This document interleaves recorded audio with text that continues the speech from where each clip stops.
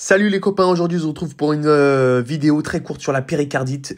Comme d'habitude, si vous avez des questions, vous les posez en commentaire. Il n'y a pas de questions bêtes, on apprend tous ensemble.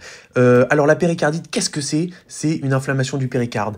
Alors là, il faut revenir un petit peu à l'histologie. Vous avez l'endothélium, qui est en fait l'endocarde, qui peut s'inflammer lors d'une endocardite, mais là c'est pas ce dont on parle. Vous avez le myocarde, qui est le muscle, qui peut aussi s'inflammer dans une myocardite, mais là, c'est pas ce dont on parle. Et vous avez le péricarde, qui est en fait la tunique fibreuse qui englobe le cœur, qui est une séreuse, et c'est ça qui va s'inflammer dans la péricardite.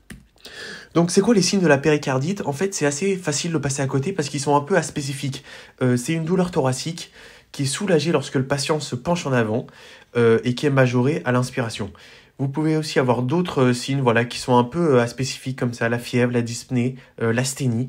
Et si vous auscultez votre malade, ce que je vous recommande, vous allez avoir un frottement péricardique. Et en fait, ce frottement péricardique, c'est quoi? C'est ce que j'ai mis là avec la petite couverture du livre. C'est un peu le bruit de la soie. Donc voilà, moi je sais pas à quoi ça ressemble le bruit de la soie, mais il dit ça dans les livres. Donc apprenez ça comme ça.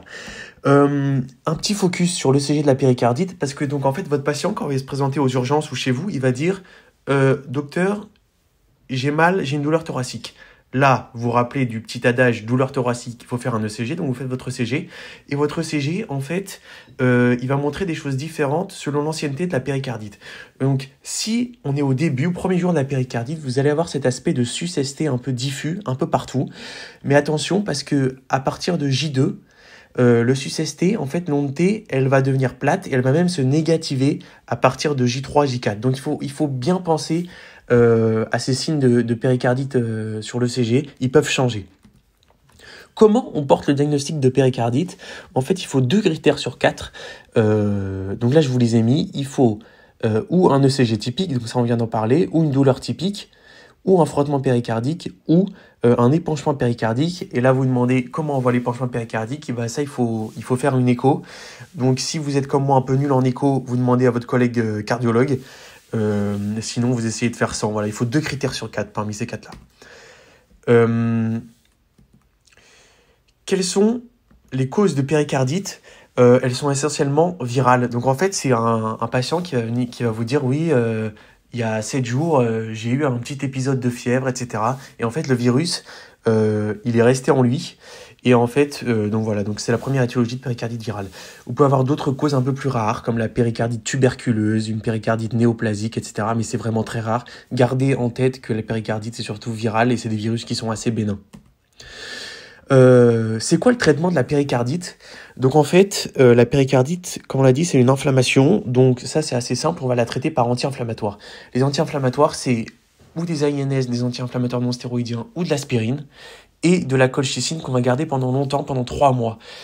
Pourquoi on la garde aussi longtemps? Parce que ça prévient le risque de récidive. La principale complication de la péricarde, en fait, c'est sa récidive. Voilà, et le patient, il faut qu'il se repose. Et voilà, comme d'habitude, on pense aux éventuelles contre-indications. Moi, je savais pas ça, je l'ai fait en faisant la recherche pour cette petite vidéo. La colchicine, elle est contre-indiquée chez l'insuffisance rénale sévère.